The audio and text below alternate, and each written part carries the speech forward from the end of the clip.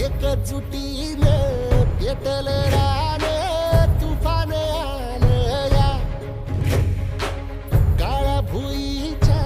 भेटीला हे आभाळ आलं या भेगाळ माय मातीच्या ह्या